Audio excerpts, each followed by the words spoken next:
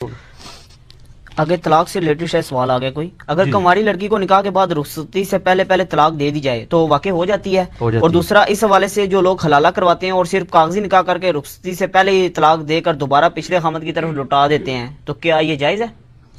اچھا، یہ بڑی عقل مندی والا سوال کسی نے کیا، اس نے اینالوجی بڑی زبردست بنائی ہے کاغذی حلالہ کرانے کے لیے، کہ کماری لڑکی کو تو طلاق اسٹیبلش ہو جاتی ہے نا، جو خالی نکاح ہوئی ہو ابھی رخصتی نہ، یعنی غیر مدخولہ اسے کہا جاتا ہے، جس کے ساتھ انٹرکورس یا وہ ازدواجی تعلق نہ قائم ہوا ہو۔ تو ایک عورت کا نکاح ہوا، ابھی خاوند کے ساتھ اس کا ازدواجی تعلق قائم نہیں ہوا، وہ اپنے ماں باپ کے گھر میں ہے اور خاوند ادھر ہے، اور وہ طلاق دے دیتا ہے، تو یقیناً طلاق ہو جاتی ہے، اور وہ نیا نکاح بھی کر سکتی ہے اور اس کو عدت بھی نہیں گزارنی ہوگی، اسی دن نیا نکاح کر سکتی ہے، اس کی مرضی ہے۔ لیکن اگر یہ والی طلاق ہوئی ہے نا، ایون 3 طلاقیں دی ہیں، ویسے تو 1 طلاق کافی ہے، 3 طلاقیں بھی دی ہوئی ہیں نا، تو ایسی عورت کے ساتھ دوبارہ سے نکاح ہو سکتا ہے، کیونکہ ازدواجی تعلق نہیں نا قائم کیا ہوا، تو نئے نکاح نئے حق پیر کے ساتھ دوبارہ آپ اس عورت کے ساتھ نکاح کر سکتے ہیں، حلالے کی تو ضرورت ہی نہیں ہے۔ اب رہا کاغذی حلالہ اس عورت کا جس کا میاں بیوی کا تعلق قائم ہوا ہے۔ اب ایسی عورت نے اگر اپنے خاوند سے طلاق لی ہے یا اس کے خاوند نے اسے فارغ کر دیا، بعد میں وہ اپنے اسی خاوند کی طرف واپس جانا چاہتی ہے، اور اب وہ کہے جی میں کسی کے ساتھ کاغذی نکاح کر لوں، پھر وہ مجھے طلاق دے دے تو میں اپنے پہلے خاوند کی طرف واپس چلی جاؤں، جس طرح کے رخصتی سے پہلے بھی تو عورتوں کو طلاق واقع ہو جاتی ہے، سر اس کیس میں جو مدخولہ عورت ہے نا اس کی طلاق نہیں واقع ہوگی، کیونکہ بخاری مسلم میں حدیث ہے، نبی علیہ السلام کے زمانے میں ایک ایسا واقعہ ہوا کہ اسی طرح ایک عورت کو طلاق دے دی اس کے شوہر نے، اس نے نئے مرد کے ساتھ شادی کی، پھر اس کا اچانک موڈ بنا میں پرانے خاوند کی طرف جاؤں گی، تو نبی علیہ السلام سے کہا میں طلاق، آپ نے فرمایا جب تک تم ایک دوسرے کا ذائقہ نہ چکھ لو، یعنی ایک دوسرے کے ساتھ تعلق نہ قائم کر لو، اس وقت تک یہ طلاق واقع نہیں ہوگی، تم پچھلے خاوند کی طرف نہیں جا سکتی اس طریقے سے۔ اگر پچھلے خاوند کی طرف جانا ہے، ویسے تو طلاق ہو جائے گی، لیکن پچھلے خاوند کی طرف جانے کے لیے ازدواجی تعلق قائم کرنا ضروری ہے۔ اور آپ ٹینشن نہ لیں، کاغذی لالے کوئی نہیں ہوتے ہیں، مولوی لالے کٹ دینے، لالے مولوی ہوندے نے، وہ کٹ دینے انہوں طریقہ آندہ ہے، لیکن یہ سب کے سب حرام ہے۔ سنن ابن ماجہ میں صحیح سند کے ساتھ حدیث ہے، حلالہ کرنے والے پر بھی لعنت، کروانے والے پہ بھی لعنت۔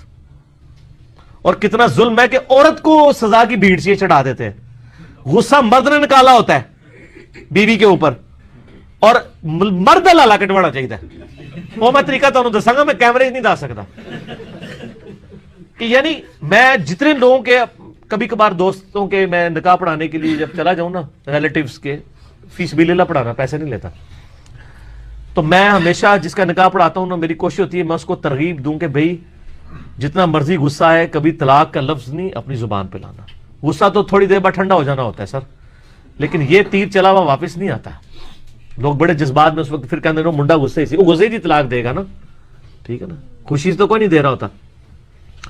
تو حلالہ اس طرح پری پلان حلالہ تو منع ہے، باقی سورۃ البقرہ میں موجود ہے، اگر آٹومیٹک حلالہ ہو جائے تو وہ جائز ہے، کہ اگر کسی کو طلاق ہوئی یا اس کا خامن سے اس نے خلا لے لیا اور بعد میں کسی اور خامن سے ہوا، پھر اس نے بھی چھوڑ دیا، پھر وہ پہلے خامن کی طرف واپس آ سکتی۔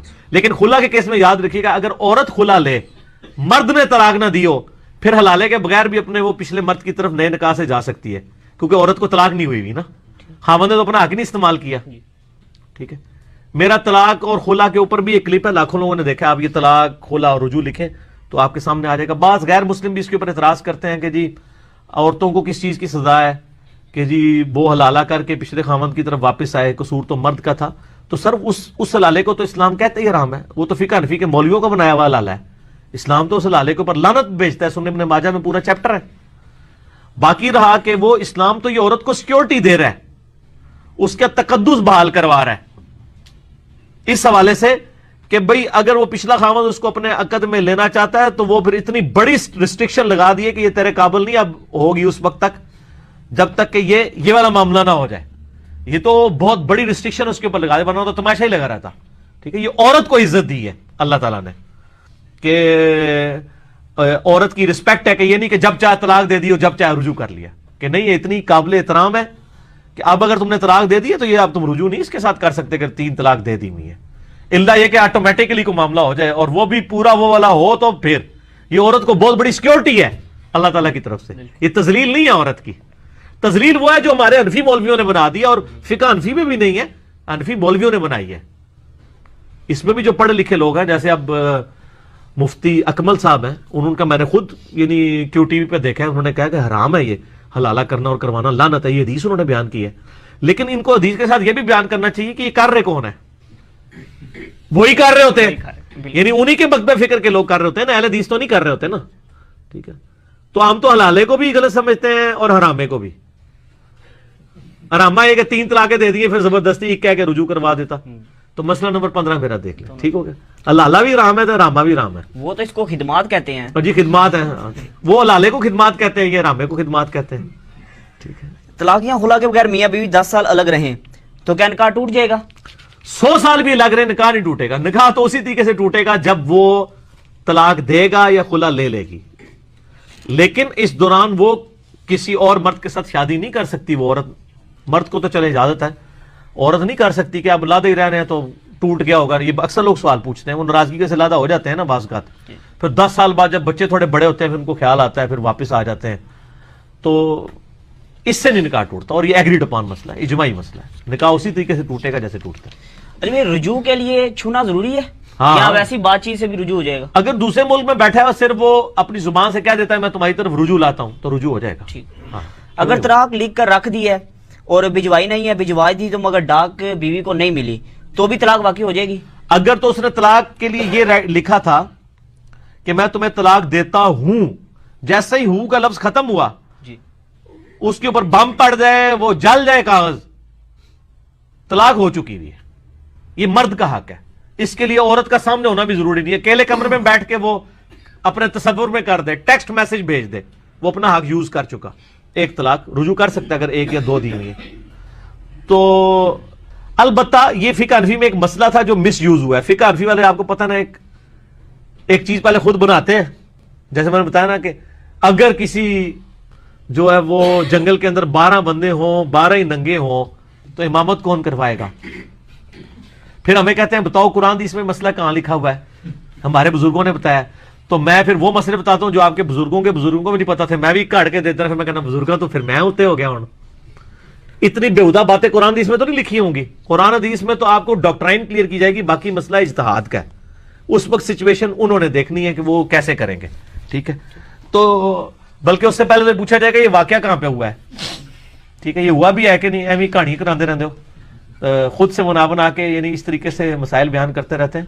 تو وہ مسئلہ یعنی جب آئے گا پریکٹیکلی پھر اس وقت اجتہاد کیا جائے گا. اجتہاد اسلام کی خوبصورتی ہے. اسلام سرکمسٹانسز کے اوپر حالات و واقعات کو دیکھتے ہوئے اجازت دیتا ہے کہ وہ اس وقت بیسٹ پاسبل کیا چیز تھی. سوال کیا تھا کہ اگر طلاق لکھ کر رکھ دی ہے بھجوائی تو اس میں وہ مسئلہ کیا فقہ حنفی میں تھا کہ اگر کوئی شخص یہ کہے کہ جیسے ہی تجھے میرا خط ملے تو متعلقہ ہو جائے گی، ایڈی مشکل اردو کو نہیں لکھتا نا.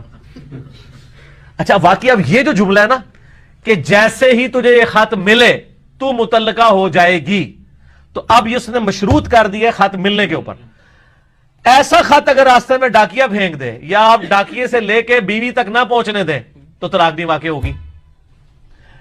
اب وہ جو وکیلوں کے تھرو بھی کورٹ سے بھی بھجوا رہے ہوتے ہیں لکھ کے سائن کر کے، وہ کہتے ہیں ڈاکیا پڑھو یار، اس تک پہنچے نا. سر وہ لکھتے ہی ہوگی بھی تھی. وہ مسئلہ یہ تھا جو مس یوز ہوا ہے. مس یوز اس لیے ہوا ہے کہ انہوں نے اتنی مشکل کہانی کرا کے نا یعنی بیان کر دی ہے. ٹھیک ہے.